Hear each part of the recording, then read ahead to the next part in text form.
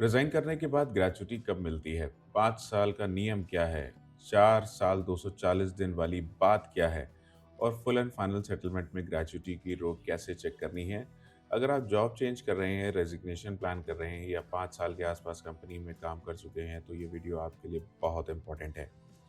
इस वीडियो को सेव कर लीजिए, अपने फ्रेंड्स और कलीग्स को शेयर कर दीजिए और अगर आपकी कोई क्वेरी है तो कमेंट में पूछिए। इस वीडियो को मैं आपको बताऊँगा कि ग्रेच्युटी एलिजिबिलिटी कैसे चेक करनी है। कैलकुलेशन किस सैलरी पर होता है, एफएनएफ स्टेटमेंट में क्या देखना है, एचआर को एग्ज़ैक्ट ईमेल क्या भेजना है और 4 ईयर टू 40 डेज़ वाली कन्फ्यूजन को प्रैक्टिकली कैसे हैंडल करना है। ईमेल फॉर्मेट में वीडियो के बीच में बताऊँगा और डिस्क्रिप्शन पिन कमेंट में भी डाल दूँगा।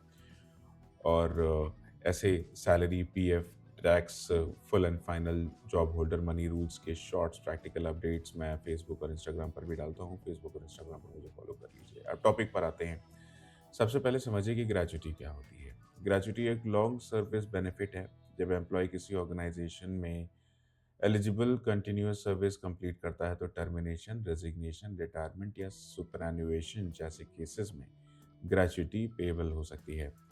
नॉर्मल प्राइवेट जॉब रेजिग्नेशन के केस में सबसे पहला सवाल ये होता है कि क्या आपकी कंटिन्यूअस सर्विस 5 साल पूरी हुई? यही पॉइंट नंबर 1 है। 5 year continuous service. Generally gratuity eligibility के लिए 5 साल कंटिन्यूअस सर्विस इंपॉर्टेंट होती है। अगर 5 साल कंप्लीट नहीं हुए हैं तो नॉर्मल रेजिग्नेशन केस में ग्रेच्युटी पेबल नहीं हो सकती, लेकिन डेथ या डिसेबलमेंट जैसे केसेस में 5 साल कंप्लीशन की कंडीशन अलग हो सकती है। इसलिए अपने केस को सिंपल तरीके से चेक कीजिए। ज्वाइनिंग डेट क्या है, लास्ट वर्किंग डेट क्या है, कंटिन्यूअस सर्विस कितनी बन रही है, कंपनी रिकॉर्ड्स में डेट्स क्या दिख रही हैं। पॉइंट नंबर 2, ज्वाइनिंग डेट और एग्जिट डेट। ये बहुत इंपॉर्टेंट पॉइंट है। एम्प्लॉय अपने हिसाब से 5 साल कंप्लीट मानता है, लेकिन एचआर रिकॉर्ड में अलग डेट हो सकती है। ऑफर लेटर डेट अलग, एक्चुअल ज्वाइनिंग डेट अलग, कंफर्मेशन डेट अलग, पेरोल स्टार्ट डेट अलग, लास्ट वर्किंग डेट अलग, रिलीविंग डेट अलग। अगर डेट मिसमैच हुई तो ग्रेच्युटी एलिजिबिलिटी में कंफ्यूजन हो सकता है, इसलिए एचआर से रिटर्न में पूछिए, मेरी ग्रेच्युटी एलिजिबिलिटी के लिए कौन सी ज्वाइनिंग डेट कंसिडर हुई है, लास्ट वर्किंग डे कौन सा कंसिडर हुआ है, कंटिन्यूअस सर्विस पीरियड कितना माना गया है। Point number 3, 4 years to 40 days वाला कंफ्यूजन। इंटरनेट पर बहुत जगह कहा जाता है कि 4 साल 240 दिन कंप्लीट हो तो ग्रेच्युटी मिल सकती है, लेकिन ये टॉपिक केस स्पेसिफिक और लीगली डिबेटेड हो सकता है। इसलिए प्रैक्टिकल एडवाइस ये है कि अगर आपकी सर्विस 4 साल 240 दिन यानी 4 साल 8 महीने या 5 साल के आसपास है तो खुद से ग्रेच्युटी रिजेक्ट मत करो। एचआर से रिटर्न क्लैरिफिकेशन मांगो। मेल में लिखो, please confirm whether I am eligible for gratuity basis on my joining date, last working day and continuous service. अगर कंपनी कहती है कि एलिजिबल नहीं हो तो रिटर्न रीजन में मांग लो। पॉइंट नंबर 4 है, ग्रेच्युटी कैलकुलेशन किस सैलरी पर होता है। बहुत लोग सीटीसी देखकर ग्रेच्युटी एक्सपेक्ट करते हैं, लेकिन ग्रेच्युटी जर्नली सीटीसी पर कैलकुलेट नहीं होती।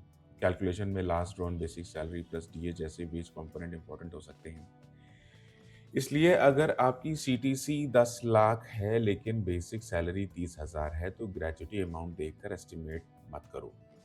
फॉर्मूला कॉमनली इस तरह समझाया जाता है, basic plus DA multiply by 15 divided by 26 multiply by completed years of service.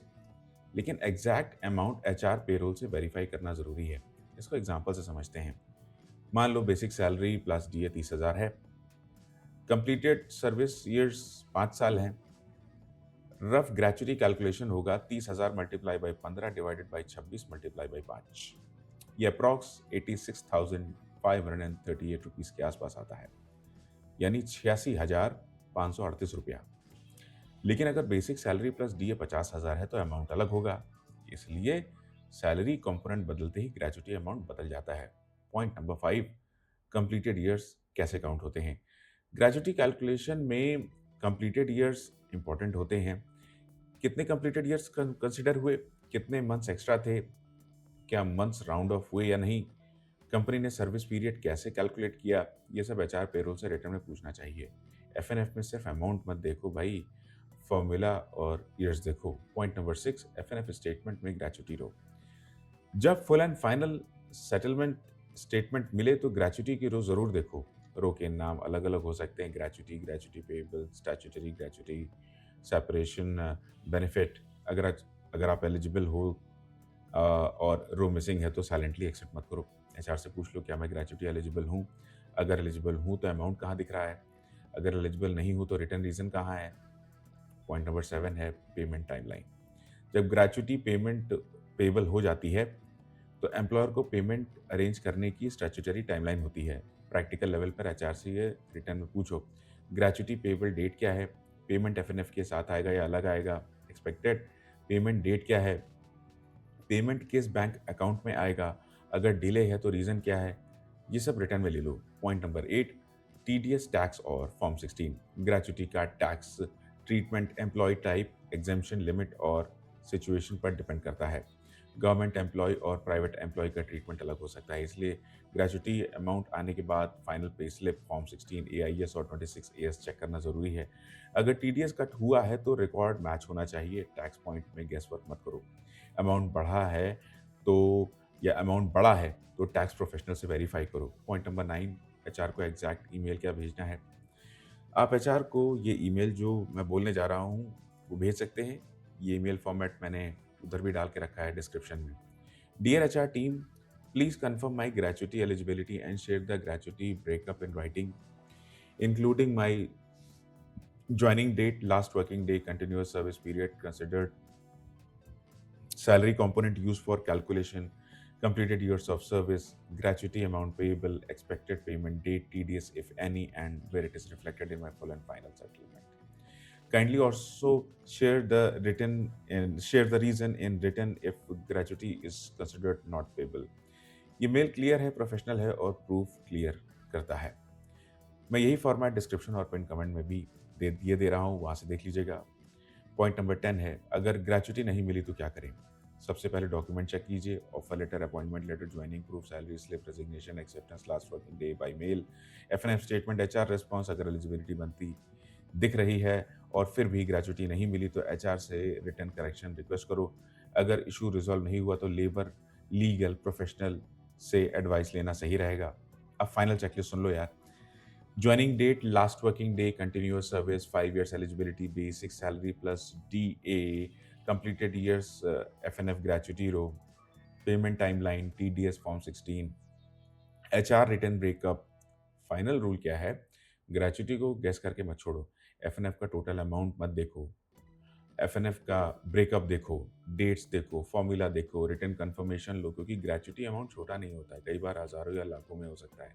इस वीडियो को सेव कर लीजिए, अपने ऑफिस कलीग्स को शेयर करें। अगर आपकी कोई क्वेरी है तो कमेंट में पूछिए। ग्रेचुटी चेकलिस्ट चाहिए तो कमेंट में ग्रेचुटी लिखो। और ऐसे practical job holder money rules के लिए यूट्यूब के साथ साथ फेसबुक और इंस्टाग्राम पर भी मुझे फॉलो करो। मेरा हैंडल है @MYKLOGIC, MYKLOGIC। मुलाकात होती है आपसे अगले वीडियो में। बहुत लंबा वीडियो हो गया यार, थकावट हो गई।